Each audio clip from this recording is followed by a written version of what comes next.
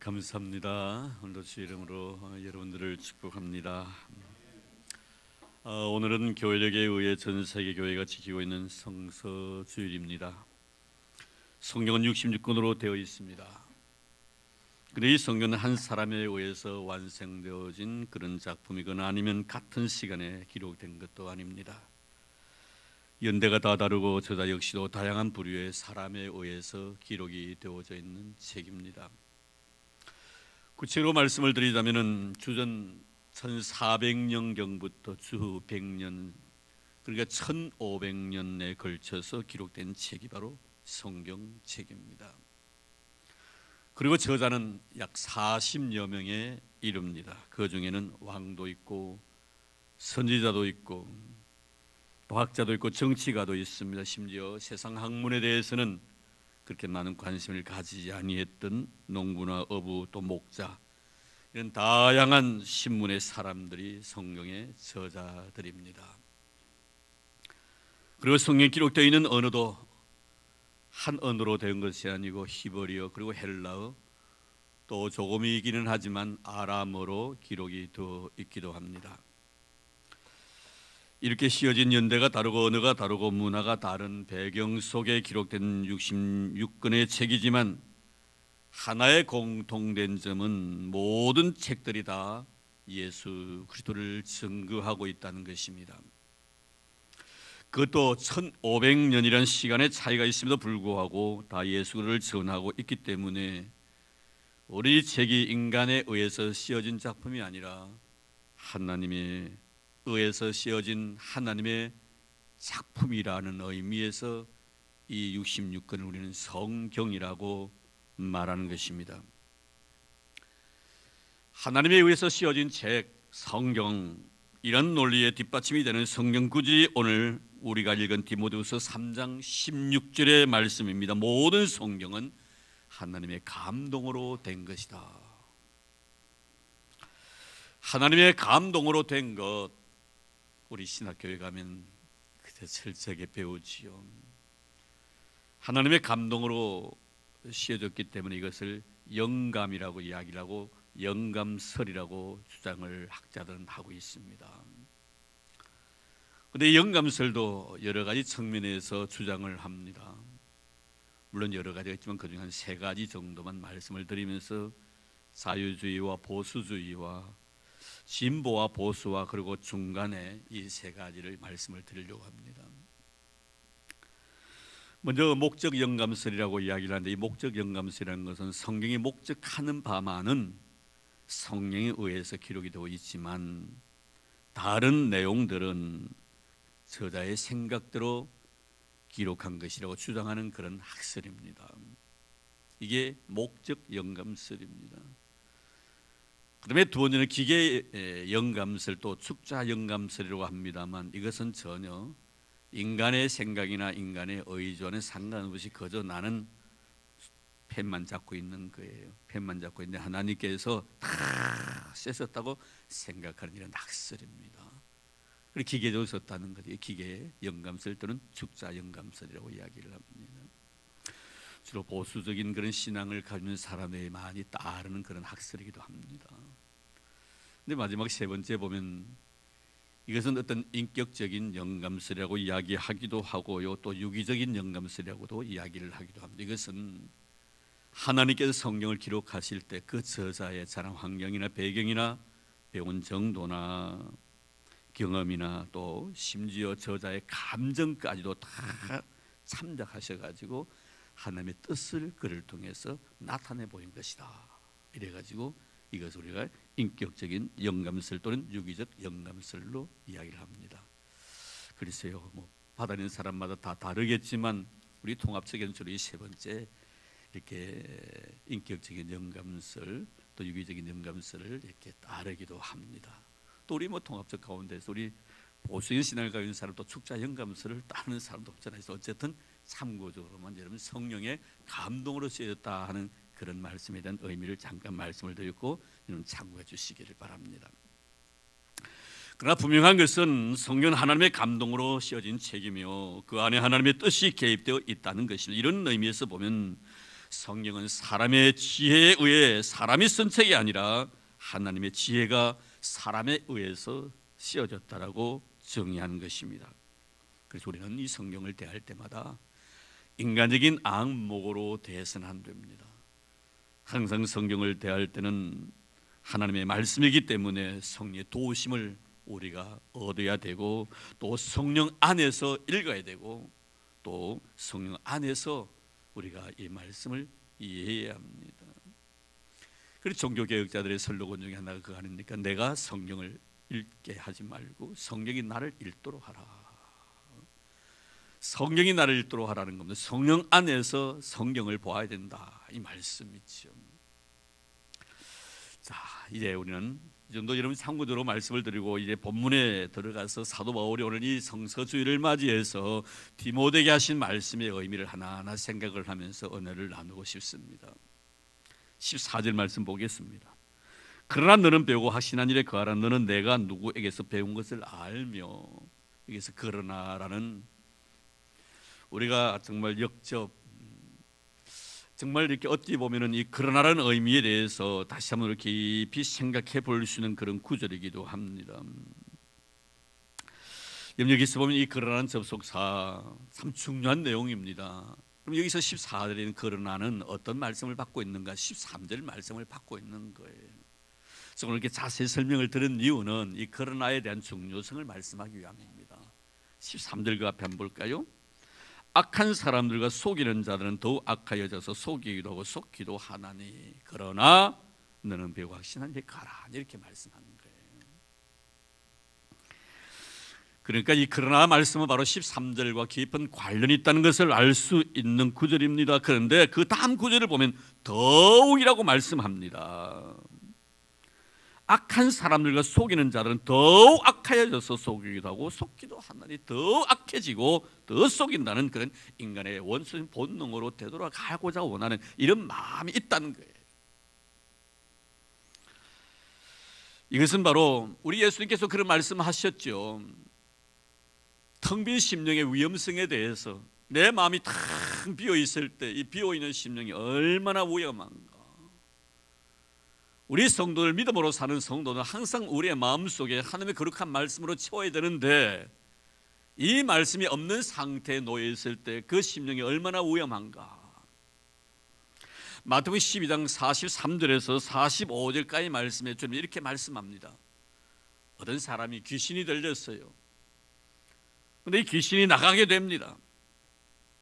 이 귀신이 나가가지고 자기가 거할 수 있는 처소를 찾기 위해서 물이 없는 곳으로 다니면서 좀 쉬고 싶었는데 아무리 다녀보아도 이 귀신이 쉴 만한 곳이 없는 거예요. 그래서 곰곰이 생각해 보니까 과거에 내가 나왔던 집이 좀 그리웠던지 그곳에 다시 찾아가 보면은 내가 쉴 만한 곳이 조금이나 있을까 싶어서 다시 찾아가 봅니다. 다시 찾아가 보았더니 그 집이 얼마나 깨끗하게 청소가 되었던지, 너무너무 살기 좋은 집이 된 거예요. 아무것도 없이 깨끗하게. 그래서 귀신이 자기의 친구, 지보다 더 악한 친구 7명을 데리고 와가지고 그 집에서 다시 살았다는 거예요. 그래서 주님께서 하신 말씀이 뭐냐면, 결론이 뭐냐면 결국 그 사람의 나중 형편이 이전 형편보다 더 심하게 되었다. 과거보다 더 악한 사람이 되었다, 이렇게 말씀을 하면서 이 말씀을 마무리 짓고 있는 것을 보게 됩니다.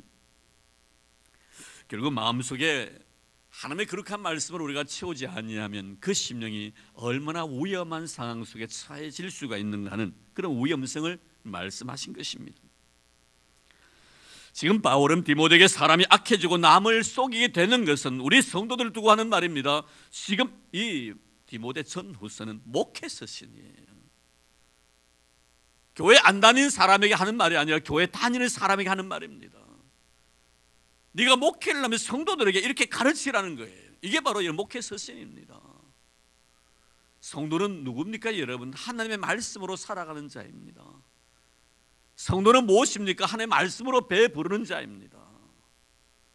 세상의 음식을 좀 먹지 않으면 배가 불러도 고프기도 하고 부르기도 합니다만, 우리 성도들은 세상에 먹는 음식을 가지고 배부르고 배고프다고 말하지 않습니다. 영의 양식인 하나님의 말씀이에요. 하나님의 거룩한 말씀으로 내 영혼을 가득 채우게 되면 나도 모르는 사이에 내 영혼이 풍성해진다는 것을 깨닫게 됩니다.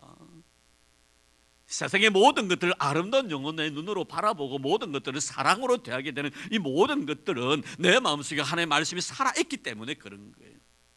근데 역으로 있어야 될 하나님의 거룩한 말씀이 내 마음속에 사라지고 없을 때 나도 모르는 사이에 나의 원래 본래 모습으로 돌아간다는 거예요.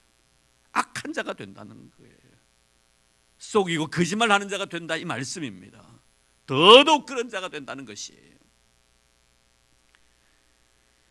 그래서 사도 바울은 디모데에게 지금 너는 배우고 확신한 일에 거하라는 것은, 사람이 남을 미워하고 속이고 악을 행하는 것은 말씀의 부재에서 일어나는 영적 현상이라는 거예요. 마음속에 하나님의 말씀이 없기 때문에 일어나는 영적 현상이 바로 악한 생각을 가지고 악을 행하게 된다는 거예요. 그래서 너는 항상 배우고 확신한 일에 거하라고 말씀한 거예요. 그래서 다윗은 이렇게 고백하죠. 하나님, 내가 하나님 앞에서 범죄하지 아니하기 위하여 하나님의 말씀을 내 마음에 두었나이다. 내가 하나님 앞에 범죄하지 않기 위하여 주의 말씀을 내 마음에 두었다. 그는 범죄하지 않기 위하여 산으로 올라갔다고 말하지 않습니다. 그는 범죄하지 않기 위하여 섬에 가서 홀로 살았다고 말하지 않습니다. 범죄하지 않기 위하여 하나님의 말씀을 내 마음에 두었다고. 내 마음에 두었다. 사랑하는 성도 여러분, 성소주의를 맞이하여 성령이 여러분을 다스리도록 허용하시기를 바랍니다. 말씀이 여러분을 다스리도록 여러분의 마음을 열어놓아야 합니다. 그리고 말씀의 지배와 말씀의 통치를 받도록 여러분 스스로가 하나님의 거룩한 말씀 앞에 낮아지고 그 말씀을 받아들이는, 허용할 줄 아는 그런 아름다운 영적 상태를 간직해야 될 줄로 믿습니다. 그래서 주님께서는 우리에게 이런 마음이 되기 위해서는 옥토와 같은 마음이 되어야 된다라고 말씀하신 거예요. 옥토와 같은 마음. 바울은 디모데에게 계속 말씀하죠. 너는 배우고 확신한 일에 거하라고. 배우고 확신한 일에 거하라는 것은 배운 바 안에 계속 머물러 있으라, 말씀 안에 계속 머물러 있으라는 의미입니다. 말씀이 내 마음에서 떠나지 아니하도록 하라는 것입니다. 말씀이 너를 멀리하지 아니하도록 말씀을 굳게 부여잡아라는 것입니다. 말씀으로 하여금 너를 지배하게 만들고 말씀으로 하여금 너를 통치하도록 허용하라. 이런 사울의 왕의 불행이 바로 여기서부터 시작되는 것 아니겠습니까? 왜 그의 마음이 그가 원하는 대로 행하게 되어버립니까? 악을 행하려고 했을 때 악을 행하도록 내가 내 자신을 그대로 방치해버릴 수밖에 없는 그런 상황에 이르게 되었느냐는 문제입니다. 조금도 양심의 가책도 없이 말입니다. 왜 내가 악을 행하려고 하는데 내 마음속에 그것에 대한 조그만 두려움도 없고 악을 행하고자 원하는 내 마음 그대로를 방치해버리게 되었는가? 그리고 죄를 범하고 난 뒤에도 참 양심적인 고통 하나 느끼지 않도록 이렇게 되어버렸던가? 원하는 선을 행하지 아니하고 원하지 아니하는 악을 행하는지라도 바울의 고백처럼 오라 나는 공관자로다. 이 사망의 몸에서 누가 나를 건져내주려 하면서 자신의 죄성 때문에 괴로워하며 주님의 자비를 구해야 되겠는데 사울의 마음속에는 이런 마음이 전혀 없더라는 거예요. 왜입니까? 하나님께서 그에게 말씀을 거둬가 버리셨기 때문입니다. 그 증거가 뭡니까? 여러분 성경 말씀을 보십시오. 하나님 말씀을 갖다가 저버렸던 이 사울, 몇 번이고 하나님께 경종을 울려주셨지만 그것을 갖다 무시해버리고 죄를 지어도 그 죄 자체를 죄로 인정하지 않으려고 했던 더러워진 이 양심의 더러움이 결국 하나님께서는 그에게 주셨던 그 거룩한 말씀을 거둬가 버리게 했던 원인이 된 겁니다. 그래서 사무엘 선지자가 죽는 날까지 사울을 찾지 않는 거예요.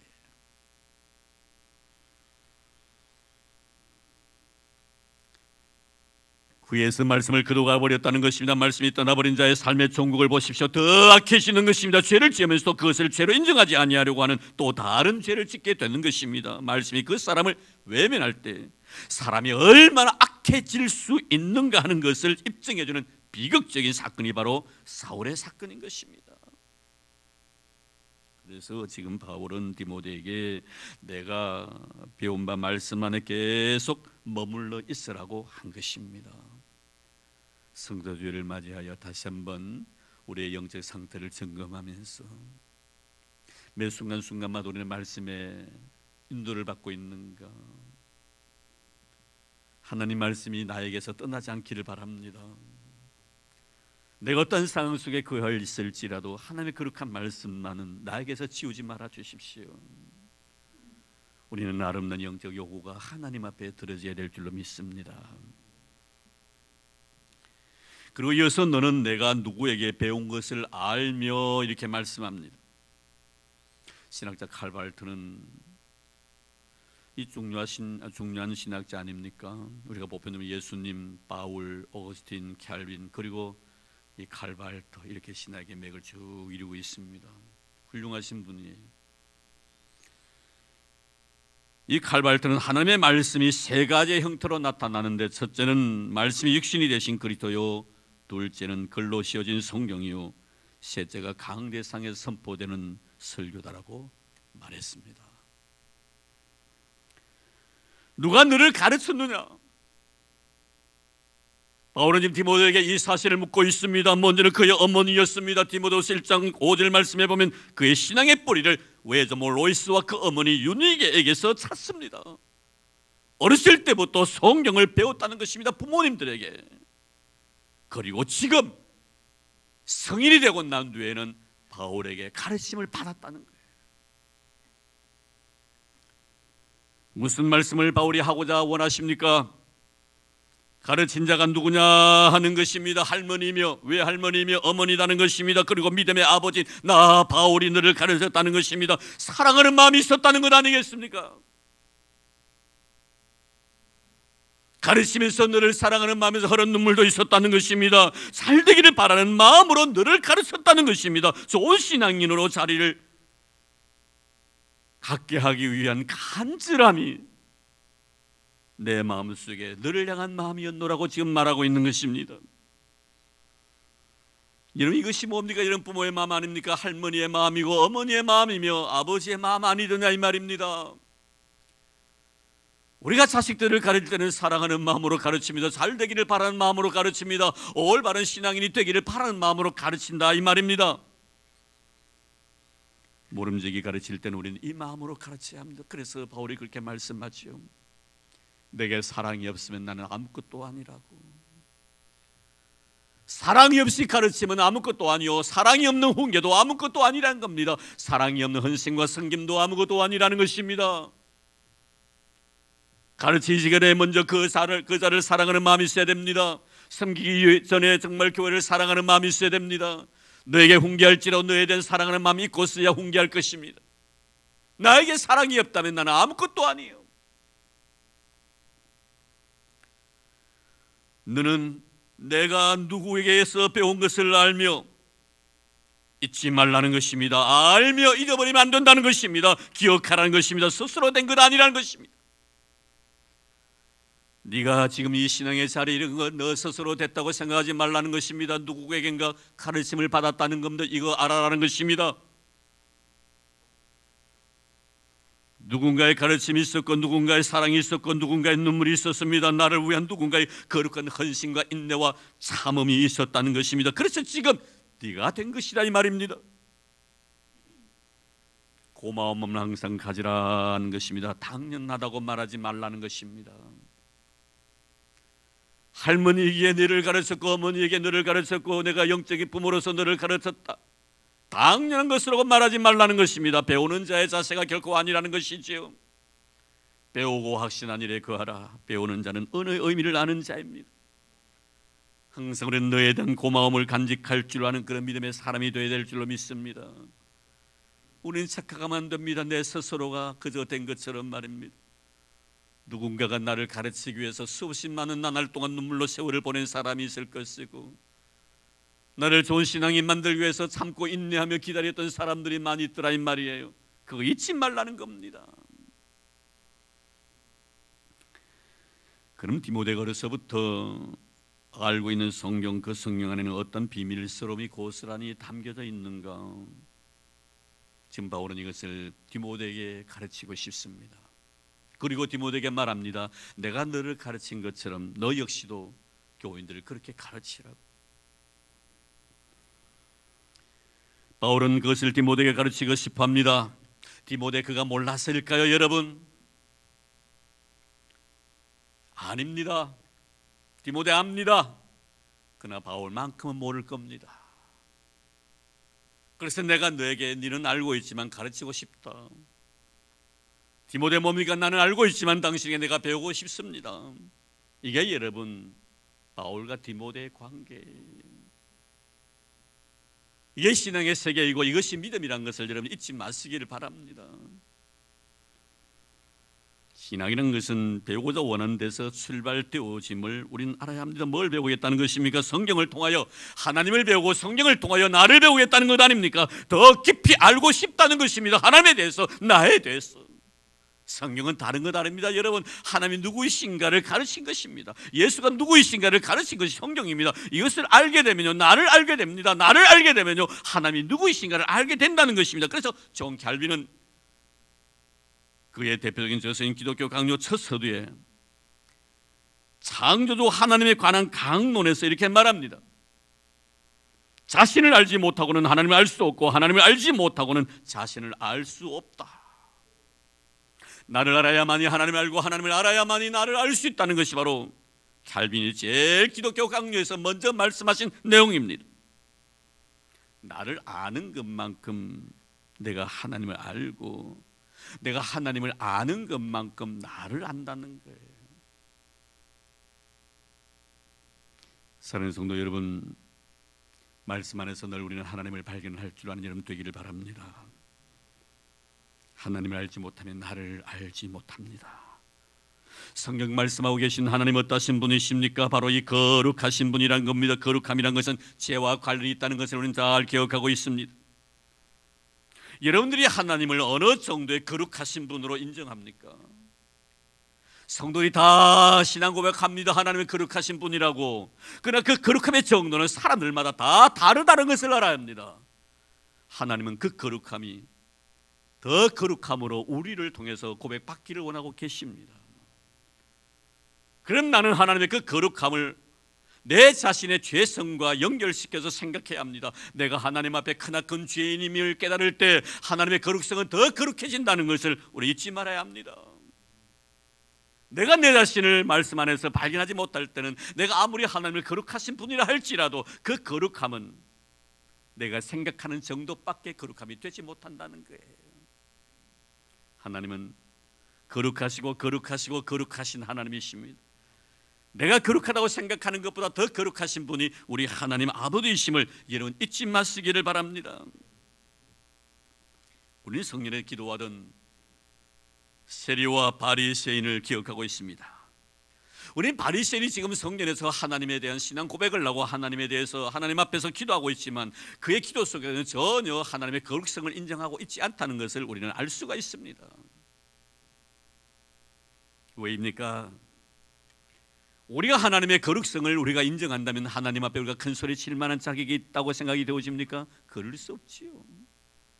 어떻게 내가 떵떵거리며 내가 잘했노라고 잘 살았노라고 잘 믿었노라고 이렇게 정말 함부로 말씀할 수가 있나 이 말이에요. 그 거룩하신 하나님 앞에서 하나님의 거룩함을 인정하는 그 거룩함 앞에 내가 서 있다면 너가 내 눈에 보이겠나 이 말이에요. 하나님 앞에서 내 자신을 바라보기만 해도 너무나 추하고 더럽고 냄새를 풍기는 내 자신인데 너 볼 겨를이 어디 있겠나 이 말이에요. 우리가 하나님 앞에 나와서 예배를 드리고 하나님 앞에서 기도드릴 때마다 네가 생각이 되어지고 네가 보이는 것, 네 허물이 보이는 것은 내가 하나님의 거룩성을 인정하고 있지 않다는 것이죠. 그러므로 우리는 하나님의 거룩함 앞에서 나를 드러내는 것은 신앙인이 아닙니다. 아니 될 말인 것입니다. 하지만 세리의 기도를 듣고 인도라면 그는 지금 하나님의 이름을 마음껏 높이고 있다는 것을 알 수가 있습니다. 내가 하나님 앞에서 얼마 정도의 죄인인가를 아는 만큼 내가 하나님을 안다는 것입니다. 그래서 그는 하나님 앞에서 뭐라고 고백합니까? 나는 죄인이라고 나를 불쌍히 여겨달라고 고백합니다. 거룩하신 하나님 앞에 서 있는 죄인된 모습을 발견했기 때문입니다.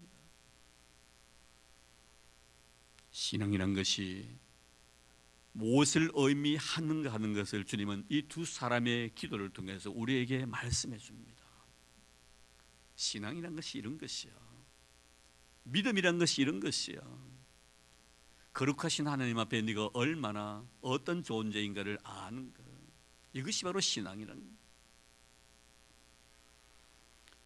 바울은 말씀합니다. 성경은 예수 그리스도 안에 있는 믿음으로 말미암아 구원에 이르는 지혜에 달하고 구원이 무엇인가를 깨닫게 해준다는 것입니다. 역시 구원이란 것도 나의 죄와 관련이 있는 것입니다. 결국 구원이란 나의 죄인됨을 아는 것입니다. 성령은 이것을 깨닫게 해주는 귀한 하나님의 말씀이라는 것이죠. 얼마나 내가 하나님 앞에서 크나큰 죄인인가를 깨닫게 해주는 것, 이것이 바로 성경이고 이것이 바로 구원에 이른 지혜라는 것입니다. 내가 구원받기 위해서는 하나님 앞에 구원받을 만한 자격이 없는 자는 자기 자신의 분명한 인식이 필요합니다. 사랑받을 만한 아무런 가치가 없다는 자기 자신의 분명한 확인이 필요하다는 것입니다. 하나님, 나는 하나님 앞에서 구원받을 만한 자격도 없고 사랑받을 만한 그런 의도 없는 자입니다. 하나님의 은혜와 사랑을 나에게 베풀지 아니하시면 나는 주님 앞에 버려진 자로 살아갈 수밖에 없는 자입니다라는 자기 인식, 자기 고백, 이것이 있을 때 우리는 하나님 앞에서 구원받은 자로 설 수 있다는 것이지요. 바울은 말합니다. 인간이란 존재는 얼마나 부패하고 얼마나 타락한 존재인가를 알게 주는 것이 성경 말씀이라고, 이것 알아야만이 우리가 구원에 이를 수가 있다는 것입니다. 칼빈의 말처럼 나를 알아야만이 하나님을 알 것이 아니냐 이 말입니다. 이런 은혜가 있기를 주의 이름으로 축원합니다. 이름을 알아가시기를 바랍니다. 내가 얼마나 의로운 존재인가를 아는 것이 아닙니다. 내가 얼마나 하나님 앞에 크나큰 죄인인가를 아는 것입니다. 내가 아침부터 저녁까지 생각하는 것들이 얼마나 내 중심이고 내 피를 위해서 살아왔고 내 유익을 위해서라면 형제 눈 속에 눈물을 쏟아붓는다 할지도 전혀 눈 하나 깜짝하지 않았던 내 자신의 삶의 모습들, 내 유익을 위해서 살아왔습니다. 내 피를 위해서 살아왔습니다. 하루도 정말 우리가 선한 마음으로 하나님 앞에 진실한 자의 모습으로 살아가지 못한 내 자신 때문에 눈물 지으며 울 수 있는 자가 되어야 합니다. 왜 사랑해야 될 자를 내가 사랑하지 못했던가? 왜 용서해 줘야 될 내 형제를 용서해 주지 못했던가? 나는 모든 것들이 어렵다고 생각했는데 왜 나는 너를 죄인으로 취급했던가? 내가 지은 죄를 생각할 줄 아는 이런 아름다움, 나를 알아야 합니다. 그래 우리가 하나님을 알 수가 있다는 것입니다. 그리고 바울은 디모데에게 성령의 기능을 말씀하고 있습니다. 교훈과 책망과 바르게 함과 의로 교육하기에 유익한 것이 하나님의 귀한 말씀이라고 네 가지를 정의합니다.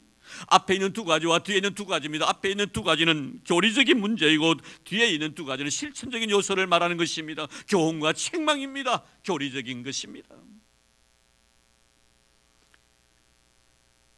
여기서 여러분, 교훈이란 것은 가르침을 의미하는 것이고 이 가르침이란 것은 지적인 그 말씀을 의미합니다. 그리스도의 몸인 교회를 바로 세우는데 가장 기본이 되는 것이 무엇이냐? 하나님의 말씀이라 이 말이에요. 우리 신앙인의 가장 기본이 무엇이냐? 하나님의 말씀이라는 것입니다. 말씀을 떠나서는 안 된다는 것입니다. 말씀 안에서 모든 것을 생각하고 말씀 안에서 모든 것을 결정하라는 거예요.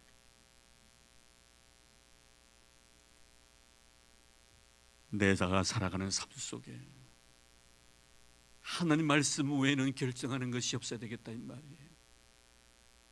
바울이 왜 이 말씀을 하십니까? 여러분, 예수 그리스도를 만나기 전엔 자기 자신이 살아가는 자기 자신의 삶의 모든 것들이 의라고 생각했었습니다. 자기가 판단한 것이 다 옳다고 생각한 거예요. 저 사람이 좋은 사람이라 생각하면 좋은 사람이고 저 사람이 나쁜 사람이라 생각하면 나쁜 사람이었습니다. 그러나 다메섹 도상에서 예수를 만나고 난 뒤에 의식이 완전히 전환되어 버립니다. 그동안 내가 죄라고 생각했던 모든 것들이 의였고 내가 의라고 생각했던 것들이 다 죄더라 이 말이에요. 좋다고 생각했던 것들이 다 그런 것이고 그러다고 생각했던 것들이 너무나 좋게 여겨지더라 이 말이에요. 바리새인 중에 바리새인이 고백합니다. 율법으로 흠이 없는 자라고 말했습니다. 그는 그렇게 살아온 자기 자신의 모든 생각과 판단들이 너무나 옳고 정직하다고 생각했던 것이지요. 그러나 예수님 만나고 난 뒤에는 그런 생각을 가집니까? 그렇게 생각했던 그것들이 얼마나 자신의 삶 속에 잘못된 것인가를 깨닫게 되는 것입니다. 하나님, 아닙니다. 나는 내 자신의 생각이 너무나 올바르다고 생각했는데 이제 예수님 만나고 난 뒤에 내 생각이 얼마나 굽어 있는지요. 나는 의인이라고 생각했는데 내가 주님을 만나고 난 뒤에 내가 얼마나 죄인인지요. 내 눈 속에는 내 자신에 대해서 죄밖에 보이지 않습니다. 내 죄 합니다. 왜 나는 원하는 선을 행하지 않고 원치 않는 악을 행하는가? 이 공관자를 주님 구원해 달라고 요청하는 바울의 모습을 보게 됩니다.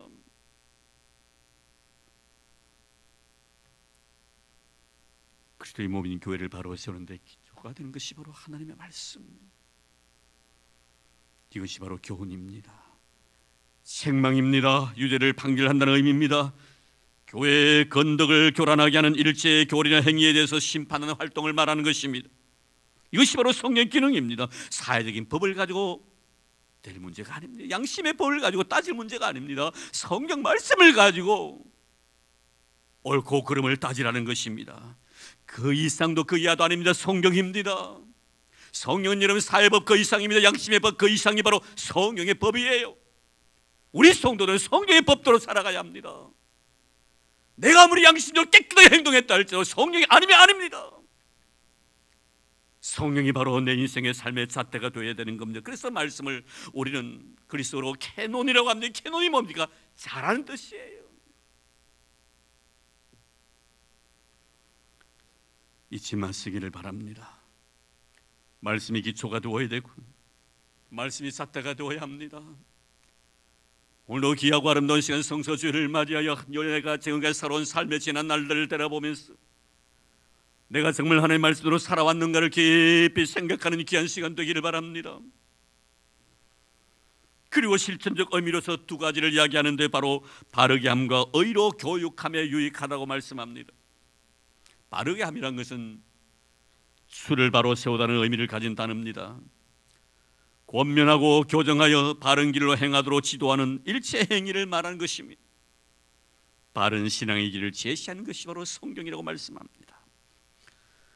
정말 드리고 싶은 우리가 이어서 나눠야 될 말씀이 있습니다. 잘 믿는 것 중요하지만 더 중요한 것은 바르게 믿는 것입니다. 저는 우리 성도들이 바른 신앙인들이 되기를 바랍니다. 잘 믿는 신앙이 아니라 바른 신앙인들이 되기를 바란다, 이 말씀입니다. 우리가 마태복음 7장에 나오는 그토록 자신들의 이름을 기억해달라고 몸부림쳤지만 주님의 기억 속에 지워진 자들, 주님 나를 잊지 말라라고 마지막 심판대 앞에서 내 이름을 기억해달라고 그렇게 몸부림쳤던 자들, 그들은 잘 믿으려고 했지 바르게 믿지 아니한 자들입니다. 그들의 주를 향한 열심과 교회를 향한 열심을 보십시오. 우리가 감히 흉내를 낼 수 없는 자들입니다. 주의 이름으로 선지자 노릇도 했고 주님의 이름으로 귀신을 쫓아내었고 주님의 이름으로 권능까지 행했다고 말합니다. 자기 자신이 얼마나 열심히 있는 신앙이었느냐고 스스로 주님 앞에 변호합니다. 하지만 그들에게 들려진 주님의 메시지는 너무나 냉혹했습니다. 내가 그들에게 밝힌 말라되 내가 너희를 도무지 알지 못하니 불법을 행하는 자들아 내게서 떠나가라 하리라. 내 자신이 행하는 신앙 행위가 성경이 요구하는 행위가 아니라 내 자신의 열심이라면 내가 어떡하겠나 이 말입니다. 내가 하고 싶은 열심에서 그 일을 했다면 내가 어떡하겠나 이 말입니다. 하나님의 요구와 성령님의 요구와 말씀의 요구에 의해서 움직인 것이 아니라 내 개인의 결정에 의해서 내 개인의 의지에 의해서 내 열심에 의해서 땀을 흘리고 눈물을 흘렸다면 그 어떡하겠나 이 말입니다. 봉사할지라도 하나님이 공급하시는 힘으로 해야 하며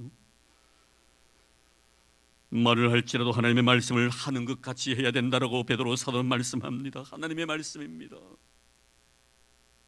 1.1에게도 변함이 없는 하나님의 말씀입니다. 우리는 말씀대로 살아야 합니다. 말씀의 생명 그려야 합니다. 말씀의 요구대로 순종해야 합니다. 만약에 그렇지 아니하면 말씀의 요구에 의해서 움직이지 않냐고 내 자신의 의지의 결단에 의해서 움직였다면 그것은 모든 것이 나의 의가 될 뿐입니다. 우리 바른 신앙생활을 해야 할 것입니다. 그래서 하나님께 우리에게 성경을 주신 것입니다. 그리고 오히려 교육함입니다. 교육함이란 것은 훈련이라는 의미를 담고 있는 단어입니다. 연단의 의미가 있습니다. 어렵게 산다는 것이 그저 이루어지는 것이 결코 아니라는 것입니다. 믿음으로 산다는 것이 무엇인가를 우리에게 가르칩니다. 견디할 일이 너무나 많습니다. 참아야 할 일들도 너무나 많이 있습니다. 하고 싶은 말도 하지 않아야 될 일도 너무나 많습니다. 내 생각대로 살아서는 안 된다는 것입니다. 하나님 앞에 설 때 우리는 은혜 입은 야곱, 즉 이스라엘이 아닌 자연인 야곱으로 설 수 없기 때문입니다. 이스라엘이 되기 위해서는 연단을 받아야 합니다. 교육을 받아야 합니다. 훈련을 받아야 합니다. 광야의 삶 말입니다. 추위를 이겨야 하고 더위를 이겨야 합니다. 힘도 어렵지만 버려야 될 것들을 버려야 할 것입니다. 제거해야 될 것들을 제거해야 될 것입니다. 그래야만이 나중에 우리가 아름다운 오아시스를 만날 수 있기 때문입니다. 이스라엘 백성들이 광야에서 경험한 마라의 썸물을 견디어야만이 샘물이 넘치는 엘림을 만나게 되는 것처럼 말입니다. 왜 성경은 이런 것들을 우리에게 요구하는가? 어찌면 참으로 하기 힘들고 실천하기 어려운 이런 모든 일들을 우리에게 요구하고 있는가? 마지막 결론의 말씀 17절입니다. 이는 하나님의 사람으로 온전하게 하며 모든 선한 일을 행할 능력을 갖추게 하려 함이라. 하나님의 사람으로 온전하게 하기 위함이며 모든 선한 일을 할 수 있는 능력을 갖추게 하기 위해서 하나님 오늘도 말씀을 통해 우리에게 이것을 요구하고 있는 것입니다. 온전한, 적합한 존재란 말입니다. 하나님의 마음에 합한 자라는 그런 의미입니다. 사랑하는 성도 여러분, 여러분의 모든 인생의 삶이 하나님 마음에 합한 자가 되기를 원합니까? 우리가 하나님 앞에 섰을 때 내 마음에 합한 자라는 인정을 받기를 원합니까? 우리는 성경으로 돌아가야 합니다. 성경으로 돌아가야 합니다. 선한 일을 할 수 있는 능력을 갖기를 원하십니까? 여러분이 행한 모든 일들이 하나님의 은혜였노라고 행한 일로 인하여 우리 주님께서 여러분들의 머리 위에 친히 의의 밀건을 씌워주실 때 무익한 종이오니 마땅히 행할 것을 행했을 뿐입니다라고 겸손한 마음으로 주님 앞에 서게 하시기를 위해서 하나님은 우리에게 성경을 주셨다는 것을 잊지 마시기를 바랍니다. 성경으로 돌아오시기를 바랍니다. 말씀이 여러분을 떠나지 않도록 말씀을 부여잡는 여러분들 되기를 바랍니다. 내가 아무리 하나님 앞에 잘못한 일을 저질러도 하나님 말씀만은 나에게서 거둬가지 말아달라고 눈물 콧물 쏟으면서 주님의 옷자락을 부디어 잡아야 할 것입니다. 음식을 오래 두면 부패하는 것이 있는가 하면 발효하는 것도 있습니다. 부패하는 것은 백해 무익하지만 발효하는 것은 사람에게 무한 유익이 되는 것입니다. 성경에 대한 지식을 머리에 담아두기만 하면 사람이 교만하여 모든 이에게 해를 끼치지만 하나님의 말씀을 내 마음에 담아두면 마음이 온유하고 겸손하여져서 모든 사람들에게 덕과 유익을 끼치게 되는 것입니다. 겉을 꾸미는 자는 거울에 자신을 비추지만 속을 가꾸는 자는 성경에 자기 자신을 조명합니다. 솔라 스크립투라 오직 성경입니다. 오직 성경입니다. 하나님의 말씀입니다. 하나님의 말씀은 나의 생명입니다. 그 말씀 안에 구원이 있습니다. 그 말씀 안에 영생이 있습니다. 우리 모두 하나님의 말씀으로 돌아오십시다. 오늘도 말씀 안에서 하나님의 역사해 주실 것입니다. 말씀을 통해 우리를 하나님의 거룩한 자녀 삼아주시겠다고 약속해 주셨습니다. 그 말씀 끝까지 사모할 것입니다. 그 말씀 붙들고 우리는 십자가 앞에 설 것입니다. 그 말씀 부여잡고 오랜 심판주이신 하나님 앞에 설 것입니다. 오직 성경입니다. 이런 은혜가 있기를 주의 이름으로 축원합니다. 하나님 감사합니다. 성서주일을 맞이하여 하나님의 말씀에 대한 소중함을 다시 한번 일깨워줄 수 있는 기회 주셔서 너무나 감사합니다. 말씀으로 돌아가게 하옵소서. 말씀으로 돌아가게 하옵소서. 내 의가 아니라 하나님의 공로임을 말씀 안에서 경험하게 하옵소서. 내 열심이 아니라 하나님의 은혜였음을 말씀 안에서 발견한 죄를 되게 주님 도와주시옵소서. 그리고 우리 바른 신앙인이 되기를 원합니다. 말씀대로 신앙생활하는 우리가 되게 도와주시기를 원합니다. 주님 앞에서는 그날 저랬다 칭찬해 주실지라도 무익한 종려니 마땅히 할 것을 행했을 뿐이라고 겸손하게 주님 앞에 서게 하시기 위하여 우리에게 말씀 주신 줄로 믿습니다. 하나님, 우리 교회와 우리 성도들에게 하나님의 거룩한 말씀을 거두지 말아 주시기를 원합니다. 우리에게 말씀 주신 우리 주님을 찬양드립니다. 이제 헌금을 내어 기도드립니다. 하나님 고맙습니다. 주신 은혜 너무나 고마워서 귀한 예물 믿음으로 드리옵니다. 기뻐 허명해 주시기를 원합니다. 하늘의 신령한 복과 땅의 기름짐으로 바치는 손길마다 복을 부어주시기를 원합니다. 10의 1조를 드립니다.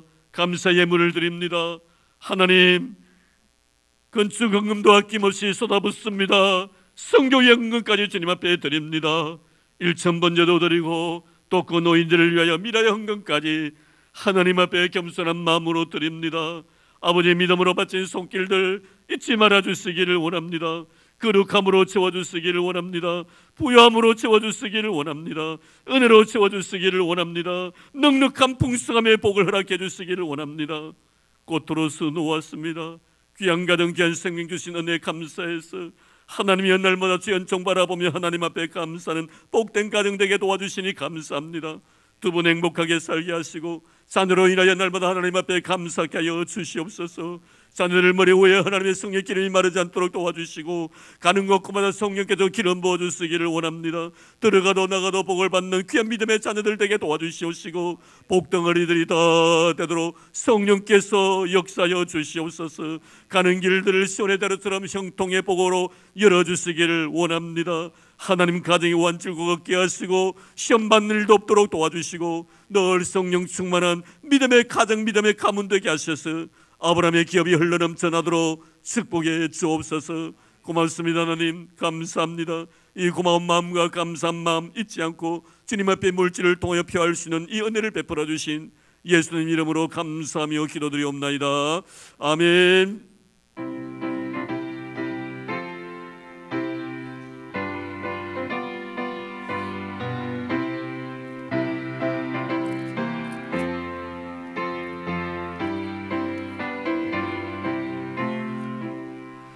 주 예수 크신 사랑을 말해주시오. 나 항상 듣던 말씀 또 들려주시오. 저배지 않는 천국 주 예수 계신 곳 나 밝히 알아듣게 또 들려주시오. 나 항상 듣던 말씀 나 항상 듣던 말씀 주 예수 크신 사랑 또 들려주시오. 아침에 이슬 방울 쉬 사라진 같이 내 기억하여 하여 늘 힘기시우니 잘 알아듣기 쉽게 늘 말해주시오. 날 구속하신 사랑 또 들려주시오. 나 항상 듣던 말씀 나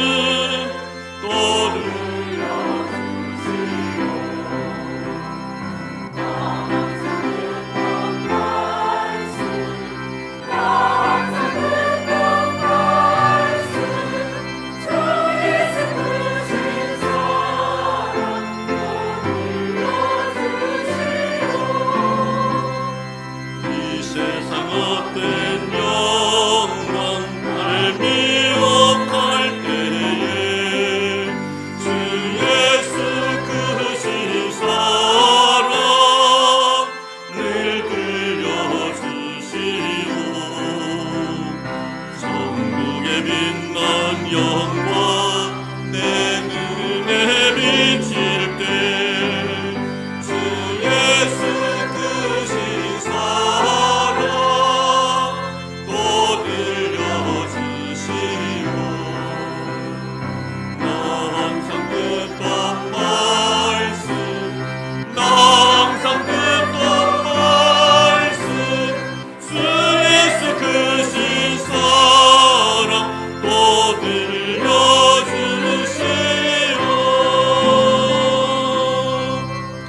아멘.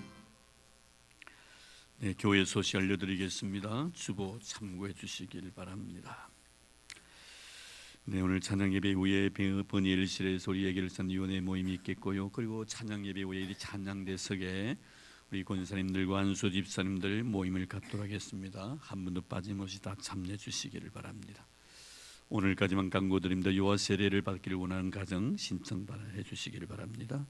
또 오늘까지 성경 읽기표 제출도 해 주시기를 바랍니다. 2018년 강대상 곳곳이 이렇게 신청을 받습니다. 가시면 엘리베이터 옆에 신청란이 있습니다. 거기에 신청해 주시기를 바랍니다. 우리 김용도 집사님의 모친 그리고 우리 김시현 집사님의 시모님 되시는 우리 김양금 성도님께서 하나님 부르심으로 97세 일기로서 세상을 떠나셨습니다. 오늘 그래서 특별히 우리 교우들이 가가지고 위로를 해드렸는데 고맙다는 그런 마음으로 가정에 떡을 준비하셨다고 하네요. 네, 감사합니다. 우리 고마움의 표시로 박수로 보답하겠습니다. 네, 그리고 우리 박일원 김옥화 집사님께서 무고동 웰츠타워 102동 전 1호로 이사를 하셨습니다. 이 웰츠타워가 되면 바로 이 무고 로타리 옆에 큰 건물 있죠. 네, 거기입니다. 전부가 아니고요. 102동 101호만이 우리 박일원 김옥화 집사님 겁니다. 네. 많이 축하해 주시기를 바랍니다. 목회 계획 참고해 주시기를 바라고요. 특별히 우리 그 24일 날 성탄 축하의 밤이 있습니다. 밤에 우리 25일 그다음 월요일이 되니까요. 24일이 주일이죠. 예, 그 24일 주일인데 그날 오주 주일인데 주일 저녁 예배, 찬양 예배 있고 그다음 또 있죠. 그렇게 저녁이죠. 그러니까 24일 저녁입니다. 꼭 기억해 주시기 바랍니다. 예. 2018년부터 우리가 1부, 2부로 나누어서 예배를 드리게 됩니다. 참고해 주시고요. 많이 기도해 주시고 여러분의 또 시간을 좀 배려해서 1부는 9시로 2부에는 11시로 이렇게 예배를 2부로 나누게 됩니다. 많이 준비해 주시고 기도해 주시면 고맙겠습니다.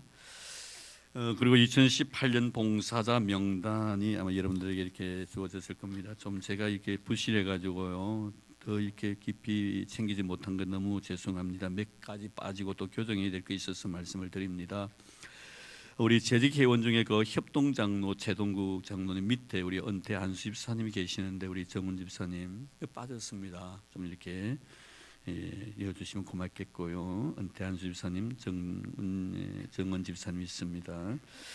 그리고 시무 권사란의 제일 마지막에 임평선이 아니고 민평선 권사님이고요. 여자 우리 서리 집사님의 중간에 보면은 중간 제일 뒤에서 하나 둘 셋 네 번째 보면 김정옥인데 김정옥이 아니고 김점옥입니다. 좀 고견해 좋겠습니다. 그리고 그 교회 역사 편찬위원회 보면은 청무의 이경 장로님이시고 회계서기에는 박일원 집사님으로 이렇게 되어 있는데 그거 빠졌습니다. 참고해 주시면 고맙겠습니다.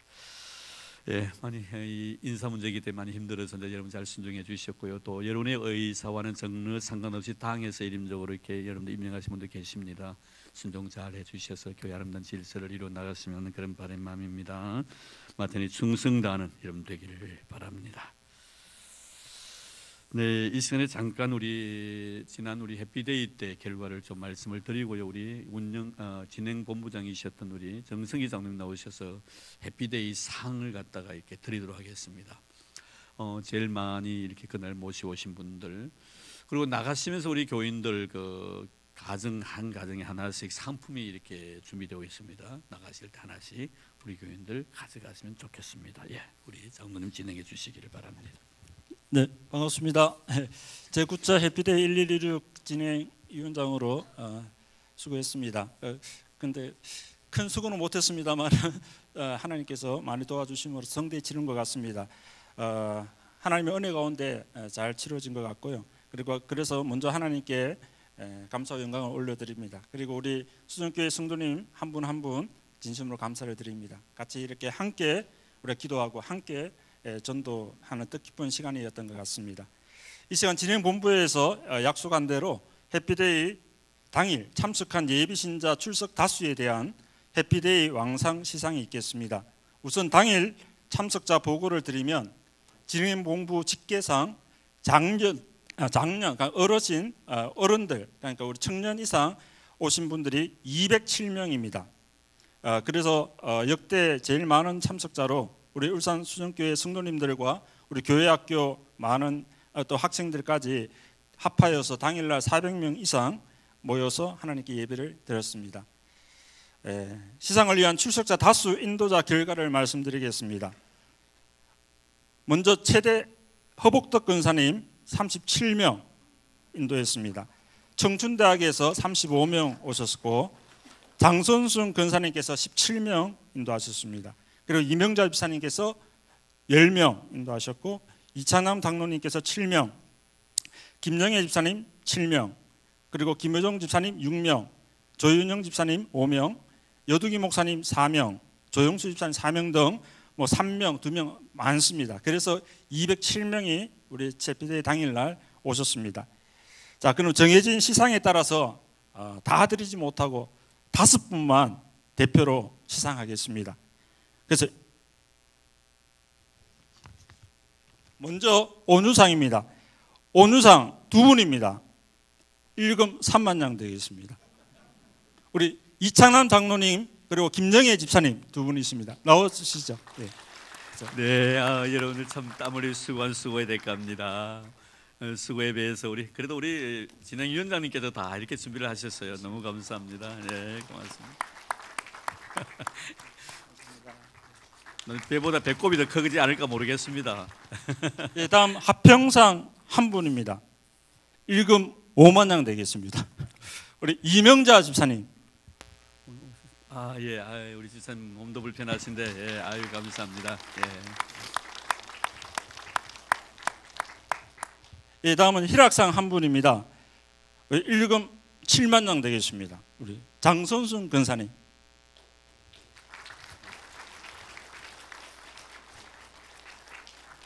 예. 아유 우리 장선순 좀 수고 많으셔서 늘 전도 잘하시는 분이신데. 예, 다음으로 우리 해피데이 왕상이십니다. 다들 아시겠죠? 37명을 데리고 오신 우리 허복덕 근사님. 예. 1금 20만 장입니다.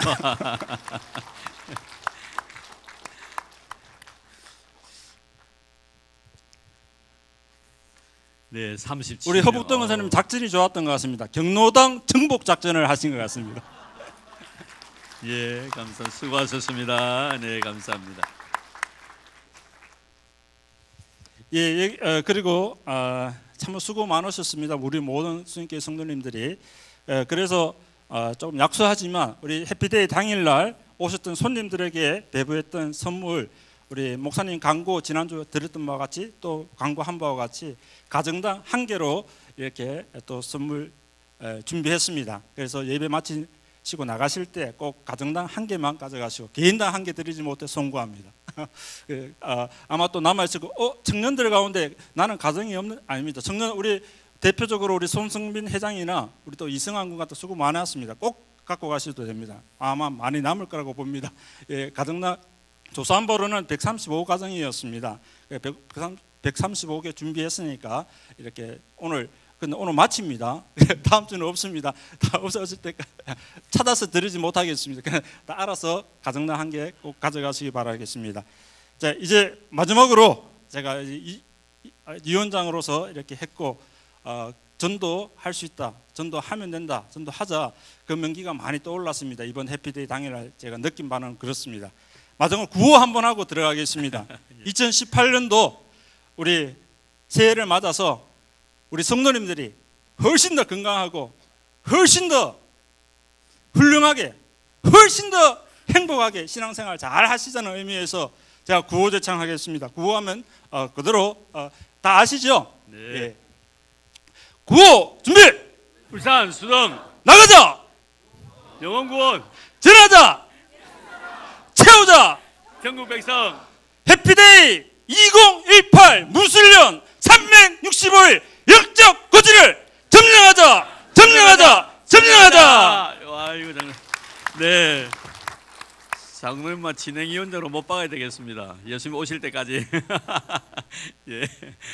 우리 장로님께서 이번에 이 진행위원장 하시면서 많이 수고해 주셨고 또 가실 때 이렇게 우리 예비 신자들이 많이 오실 줄 몰라가지고 많이 준비를 못했는데 또 모자란 걸 또 우리 장로님께 친히 이렇게 또 준비를 해 오셨습니다. 너무 감사합니다. 그동안 수고 많으신 우리 진행위원장 되신 우리 장로님 격려하는 마음으로 박수로 보답하겠습니다. 예, 감사합니다.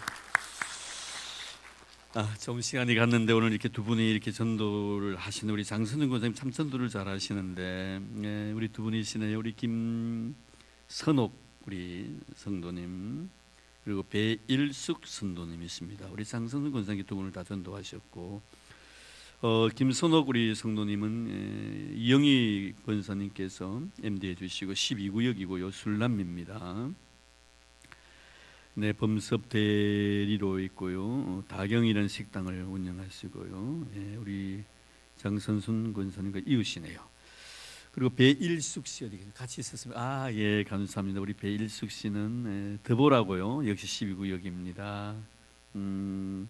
교회 참 나오셨고요. 우리 김선옥 우리 성도님은 그동안 좀 쉬다가 다시 나오시게 되었습니다. 감사드리고요. 역시 우리 장선순 권사님께서 전도해 주셨기 때문에 MD도 장선순 권사님이 해주시고 구역은 또 역시 12구역입니다. 기억해 주시기 바랍니다. 중구 우정동에 계시네요. 네, 너무너무 감사드립니다. 예. 우리 주의 이름으로 우리 환영하도록 일어나 주시겠습니까? 예, 두 분 다.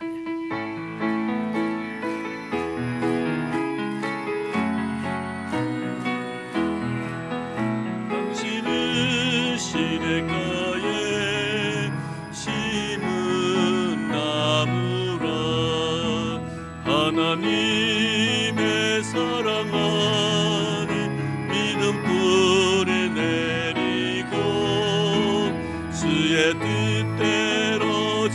뜻대로 항상 사세요. 네, 감사합니다. 네, 제가 한번 기도드리도록 하겠습니다. 하나님 고맙습니다. 복되고 거룩한 날 소원의 귀한 생명을 만나게 도와주시고 서로를 바라보며 주의 은혜 나누게 해주시니 너무나 감사드립니다. 사랑 우리 김선옥 성도님 그동안 쉬셨다가 다시 우리 교회를 찾으셨습니다. 잃어버린 주의 사랑 회복하게 도와주시고 마음의 평안도 주시고 가정의 행복도 주시고 사업이 번창하게 하여 주시고 자녀 손도 이 땅에서 하나님 앞에 복을 받게 하여 주시옵소서. 우리 손께 와서 신앙생활함으로 인해서 경험하지 못했던 하나님의 신비한 세계를 경험하게 하시고 느끼지 못한 주님의 뜨거운 사랑을 더 다시 새롭게 느낄 수 있는 귀한 계기가 되도록 축복해 주옵소서. 우리 배일숙 씨를 사랑해 주셔서 너무 감사드립니다. 섬으로 교회에 나왔습니다. 하나님께서 가르쳐 주시기를 원합니다. 성령께서 깨닫게 해주시기를 원합니다. 우린 좋은 친구가 되고 싶습니다. 주님 그에게 많은 도움이 되고 싶습니다. 서로를 섬길 수 있는 저희를 되게 하옵소서. 이제 교회에 나와서 신앙생활함으로 인해서 우리 배일숙 씨의 삶이 더 윤택해지게 도와주시고 생애의 밭들이 기름지게 하옵시며 뿌리는 씨앗들마다 거룩한 열매 주렁주렁 맺게 하여 주옵소서.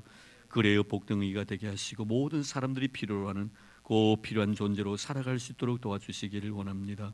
가정의 우한 질고가 없게 하시고 하나님 원하신 대로 소중한 삶을 살아갈 수 있도록 두 손으로 복을 부어 주시옵소서. 들어가도 나가도 복을 받는 거룩한 생이 되도록 은혜를 더하여 주시고 예수님 때문에 행복해지는 삶이 되도록 축복해 주옵소서. 두 분을 사랑해 주셔서 이렇게 우리 식구들에게 도와주신 예수님 이름으로 기도드립니다. 아멘. 네, 마치고 난 뒤에 우리 전도하신 분과 우리 MD 맡으신 분들 같이 사진자하고 찍고 가시기를 바랍니다.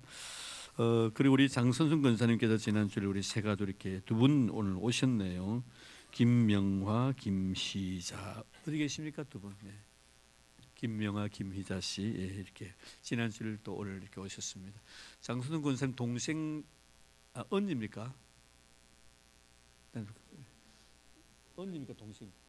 장선준 권사님 언니예요? 장선준 미안하면 제가 쌍둥이 되셔가지고 누가 우리 장선준 권사님 언니시니까 장선준 권사님 동생도 오신 것 같은데 아닌가요? 네, 오신 것 같네요. 한번 일어나 주시면 우리 박수로 우리 다시 환영하도록 하겠습니다. 예, 감사합니다. 예, 고맙습니다. 예, 감사합니다. 네, 감사합니다. 예. 자, 네, 이제 우리 다 그 자리에 일어나 주시기를 바랍니다. 예. 이제 우리 곁에 있는 서로 인사하시기를 바랍니다. 우리 성경으로 돌아갑시다. 네, 성경으로 우리 전 삼성에 계시는 분들도요, 또 유치부에 계시는 요아부실에 있는 분들도 다 인사 나누시기를 바랍니다. 네, 감사합니다.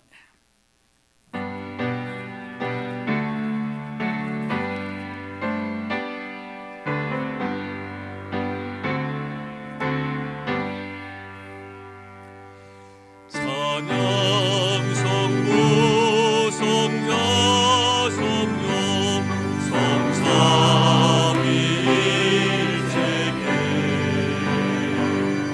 영원 무궁하기까지 영광을 돌리세 영광을 돌리세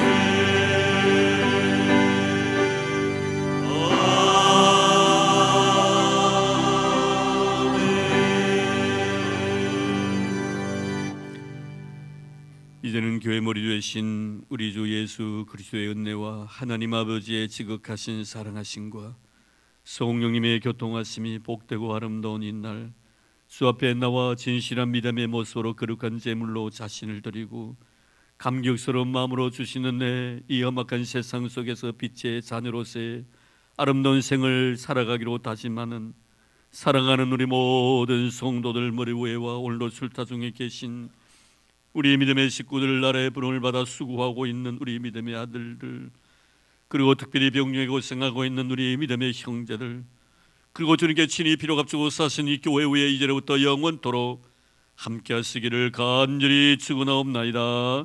아멘.